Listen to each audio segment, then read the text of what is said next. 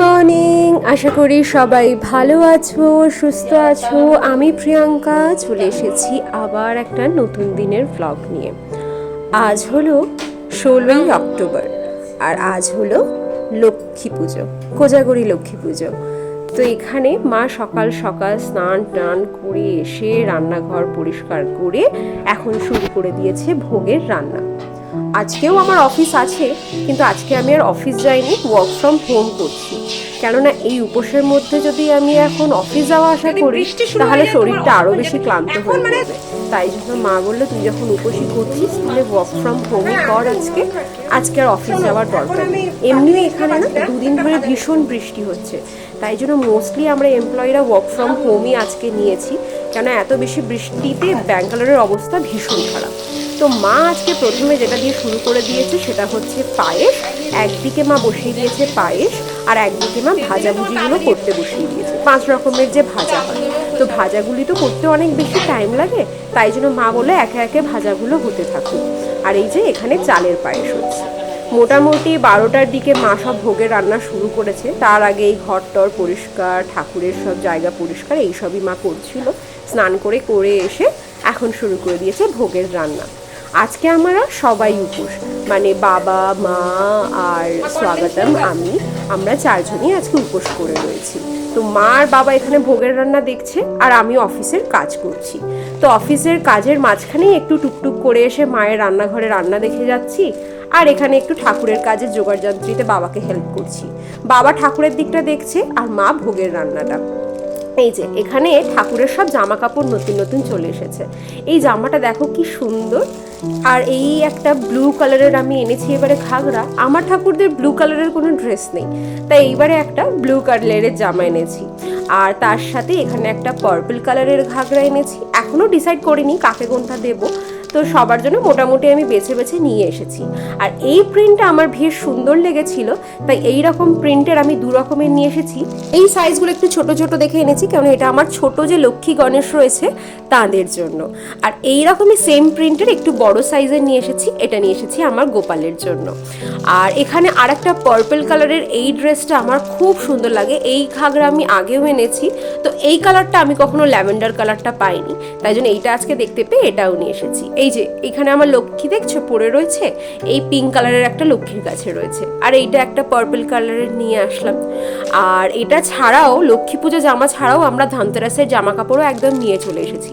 এবারে ধানতেরাসের থিমে আমি একটু অরেঞ্জ রেড মিক্স এরকম করে রেখেছি, তাই জন্য একটু অরেঞ্জ আর রেড মিলিয়ে মিশিয়ে জামা কাপড়গুলো এনেছি।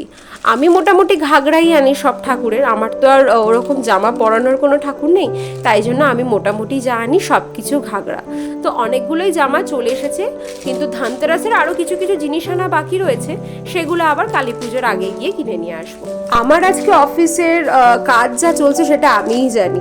ওই যে বললাম, একবার করে অফিসের কাজ করছি, একবার করে এদিকে আসছি। বাবাকে বলেছিলাম উপোস থাকতে হবে না, কিন্তু যাতে মায়ের হেল্প হয় তাই বাবাও আজকে উপোসই আছে। আর আমাদের এই বাড়ির পুজো আচ্চার দিনগুলোতে বাবা একটু মাকে হেল্প করার জন্য উপোসই থাকে। আর স্বাগতমও এখন এই বাড়ির পুজো আচ্চার দিনগুলোতে আমার সাথে উপোস থাকে, ওরও ভালো লাগে উপোস থাকতে আসলে। তো চলো এবার আমি অফিসের কাজগুলো সারি, তারপরে আবার দেখা হবে। সন্ধ্যাবেলা এখন আমি চলে এসেছি অফিসের কাজ শেষ করে, মায়েরও ভোগ রান্না সব কিছুই শেষ হয়ে গেছে।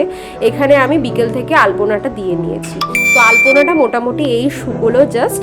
আমি একটু বিকেলে 5টা সাড়ে 5টার মধ্যে আমি অফিসের কাজ শেষ করে নিয়েছিলাম, আর উঠে এসে তারপরে আমি এই আলপনাগুলো দিয়ে নিয়েছি। এবারে তিথি অনুযায়ী শুনলাম পুজোর টাইম হচ্ছে, এবারে সময় হচ্ছে 7টা 40 থেকে, তাই আমরাও 7:30 থেকেই পুজোর কাজ শুরু করলাম। ভোগ টোক তো মা আগেই সব রান্না করে রেখে দিয়েছে, আগে মানে মায়েরও ওই শেষ হতে হতে 5:30 বেজে গেছে সব ভোগের রান্না শেষ করে উঠতে, রান্নাঘর পরিষ্কার করে উঠতে, সব কিছু করে উঠতে। আর স্বাগতমও এখন চলে এসেছে। এবারে আমাদের চলছে ঠাকুরকে সাজানোর পালা। ঠাকুরকে আগেই আমাদের স্নান করানো হয়ে গেল, আর এইখানে ঠাকুরের সাজানো চলছে। ওই যে ব্লু কালারের ঘাগরাটা এনেছিলাম ওটা আমি আমার মা লক্ষ্মীকেই পরালাম। কি সুন্দর লাগছে না? আর আজকে তো ফুল পাওয়া মানে একটা যুদ্ধ, জানো, কোথাওই আমরা ফুল পাচ্ছি না। আসলে এখানেও তো এখন প্রচুর বাঙালি লোক থাকে। সকালে যখন আমি আর বাবা ফুল কিনতে গেছিলাম ততক্ষণে অলরেডি আমাদের ফুল কত শেষ হয়ে গেছিল। তাই এখন আবার সন্ধ্যাবেলায় গিয়ে 6টার সময় গিয়ে আমরা আবার ফুল নিয়ে আসলাম। তখন কিছুটা এনেছিলাম, এখন কিছুটা নিয়ে আসলাম, কারণ এখানে সন্ধ্যাবেলায় আবার নতুন করে ফুল যেহেতু বসে, তাই সন্ধ্যাবেলায় আবার একটু ফ্রেশ ফুল নিয়ে এলাম। এই যে আমি ঠাকুরকে এখানে মালা পরিয়ে দিয়েছি, ঘর সাজিয়ে দিয়েছি, আর ঠাকুরের এখানে আসনও সাজিয়ে দিয়েছি। লক্ষ্মী পুজো উপলক্ষে আমি এখানে ফ্রেশ আসন, নতুন আসন পাতিয়ে দিয়েছি। এখানে আমার লক্ষ্মীর যে সোলার শৃঙ্গার সরঞ্জাম থাকে আমি সেটিও রেখে দিয়েছি। আর এখানে আমার ঘর সাজানো পুরোপুরি কমপ্লিট। আগে আসলে সাজিয়ে এটা নিয়েছি, এবারে শুরু হবে আমাদের পুজো। এই যে সব যত আমাদের ঠাকুর আছে সবাইকে আমাদের নতুন জামা পরানো কমপ্লিট। এখানে সবার সামনে ভোগ রেখে দেওয়া হয়ে গেছে। এবারে সবাই মোটামুটি, মাও রেডি হয়ে আসছে, আমিও শাড়ি পরে চলে এসেছি, আর বাবাও রেডি হয়ে গেছে, আর স্বাগতমও ফ্রেশ হয়ে চলে এসেছে। এবারে শুরু হবে আমাদের পুজো। এই যে এখানে আমাদের প্রদীপ ধূপ সব জ্বালানো হয়ে গেছে, আর বাবার প্রতিবারই এটা কাছ থেকে ধুনো জ্বালানো।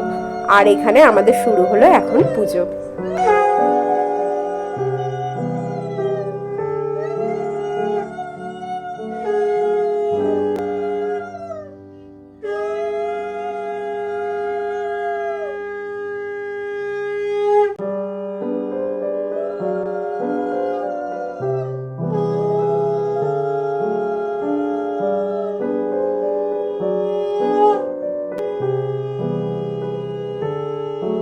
এবারে অফিসের চাপের জন্য আমি সেরকম ভোগের রান্নাতে কোনো হেল্প করতে পারিনি, কিন্তু মা বাবা ছিল বলে আমার এইবারে লক্ষ্মী পুজোটা উতরে গেল।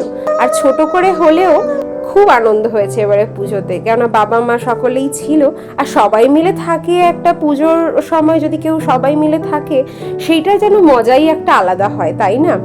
আর বাবার মা যখন থাকে তখন সত্যি আমাকে এই দিকে ভাবতেই হয় না কখনো। সেই জন্যই আমার অফিসটা যেহেতু ছিল, মানে আমার একবারও কোনো টেনশন নিতে হয়নি যে পুজোর সব কিছু ঠিকঠাক করে হবে কিনা। খুবই ছোট্ট করে এবারের আয়োজন, কিন্তু ছোট্ট করে হলেও খুব সুন্দর আয়োজন হয়েছে। মা মোটামুটি কিছু খাবারের বা ভোগের রান্না বাদ দেয়নি।